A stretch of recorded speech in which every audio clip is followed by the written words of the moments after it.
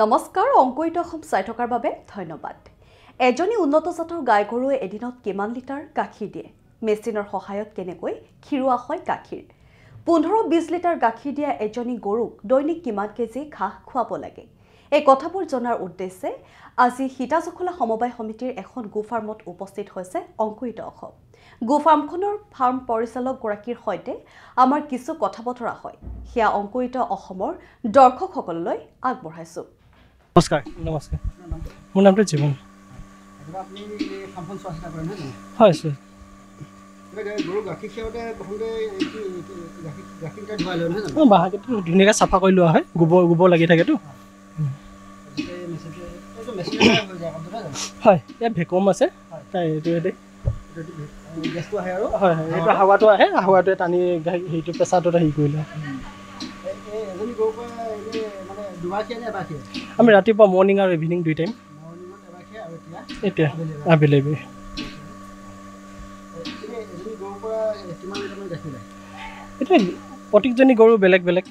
এতিয়া এই গাইজনী লগভগ 14-15 লিটাৰ গাখীৰ দুই টাইম মিলি 15 লিটাৰ গাখীৰ থাকে। ওলাই নাই, কিছুমানত বেছি ওলায়, কিছুমানত কম ওলায়, আৰু কিছুমান যদি প্ৰেগনেণ্ট হয় গাখীৰটো লাহে লাহে কমি যায়। এনেইতো 18 মাহত তাই প্ৰেগনেণ্ট হয়, সৰুৰ পৰা জন্মৰ পৰা 18 হয়, আৰু কিছুমানেতো আৰু সোনকালে হয়, 12-13 মাহতো হৈ যায়। তাত মেইনটেইনৰ লগত হেৰি কথা আছে। যদি তেওঁ 18 মাহত ধৰিলেও তাৰপিছত তাৰপৰা 9 মাহ, 18 মাহৰ পৰা আৰু 9 মাহ হয়। প্ৰথমতে অকণমান কম দিয়ে নি গাখীৰটো? কিছুমানে কম দিয়ে, কিছুমানে ছেকেণ্ড পিয়ানত বেছি আহে, থাৰ্ড পিয়ানত বেছি আহে, আৰু কিছুমানে কিন্তু ফাৰ্ষ্ট পিয়ানৰ পৰাই বেছিকৈ দিয়ে। চবৰে বেলেগ বেলেগ।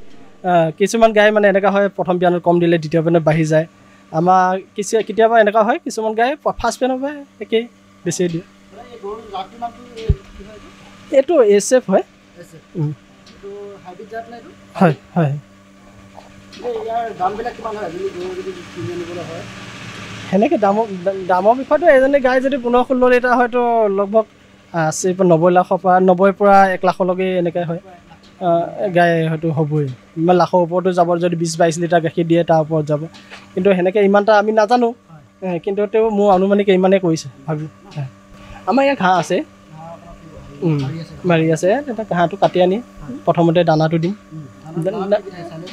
আমাৰ চাইলেছ প্ৰথম হেৰিটো দিম, আমি চাপত থাকিব মাকৈ, মানে বেচন, তাৰ লগতে হলি, তাৰপিছত DOC, যোনটো চয়াবিনৰ পৰা হেৰি কৰি বনায় DOCটো, তাৰপিছত মিনাৰেল মিক্সাৰ।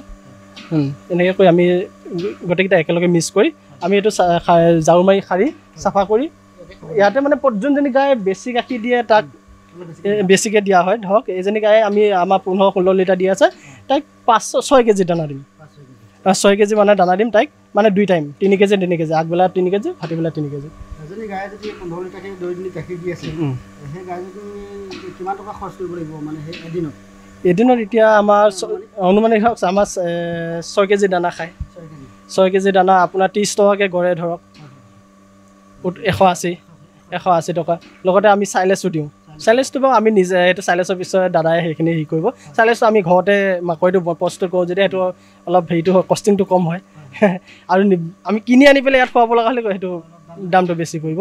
কিন্তু সেয়া 180 টকা দানা, আৰু লগতে আৰু চাইলেছ আছে। চাইলেছ 10 কেজি ধৰক, আপোনাৰ 10 টকাকৈ ধৰিলে 100 টকা খৰচ ধৰক। তাই 14-15 লিটাৰ গাখীৰ যদি দিয়ে, সেইটো ধৰক আমাৰ 50 পৰা 55 ভিতৰত আমাৰ ছ'চাইটিয়ে দিয়ে। হয়, ইয়াৰ পৰাই লৈ যায়। দাদা, মেচিনটোৱে গাখীৰ খিৰাওঁতে কিমান টাইম লাগে? ধৰক গাখীৰ লগত কথা। যদি গাখীৰ যদি বেছি আছে, ৰাতিপুৱা সময়ত চবচে গাখীৰটো বেছি ওলায়। যদি 15 লিটাৰ দিয়ে, 8-9 লিটাৰ গাখীৰটো ৰাতিপুৱাই দিব। ভাটিবেলা তাৰ 3 ভাগৰ 2 ভাগ ৰাতিপুৱা দিয়ে, ভাটিবেলা তাৰ কম হয়। যদি গাখীৰ গাইজনী বেছি আছে ধৰক খুব 5-6 মিনিট। হয়, আৰু এইটো নহয় যে সকলো গায়ে বেলেগ বেলেগ। মানে কিছুমান গাই কি হয়, গাখীৰটো কম থাকিলেও বাহাটোৰ তাৰ হেৰিটোৰ লগত, উহাটোৰ যোনটো বাহা হেৰিটো আছে, সেই কমকৈ গাখীৰ মানে হেৰি কৰে। সৰু যে নলীটো সৰু কাৰণে তাৰ কাৰণে কমকৈ টানে, সেইটোৰ লগতো হয়। আৰু মানুহে হাতৰ খিয়ালে গম পোৱা যায় যে কোনজনী গাই বাহা টাইট, কোনজনী বেছি ভাল, সেই লগত সেই নিচিনা। তোমাৰ এই গাইজনী ধৰক খুব বেছি এতিয়া 5 মিনিট হৈছে কিজানি 5 মিনিট হৈছে হৈ গ'ল আপুনি এই কামবিলাক ইয়াতে কৰি সেইকাৰণে ক'ৰবাত শিকি লৈছিল নহয় মইতো ইয়াত একচুৱেলি দাদা এজন আছিলে তেখেতে ঘৰত তেখেতৰ প্ৰব্লেম হোৱাৰ কাৰণে আজি গ'ল তাৰ কাৰণে মই অলপ শিকি থৈ দিছোঁ যেতিয়া মানে এই সহায় হিচাপে তেখেতে গ'ল যেতিয়া তেখেতৰ এতিয়া উপায় নাই গৰুটো খীৰাবই লাগিব মেইনলি গৰু তেখেতে খীৰাই তেখেতৰ খুৰাই ঢুকোৱাৰ কাৰণে মই খীৰাই আৰু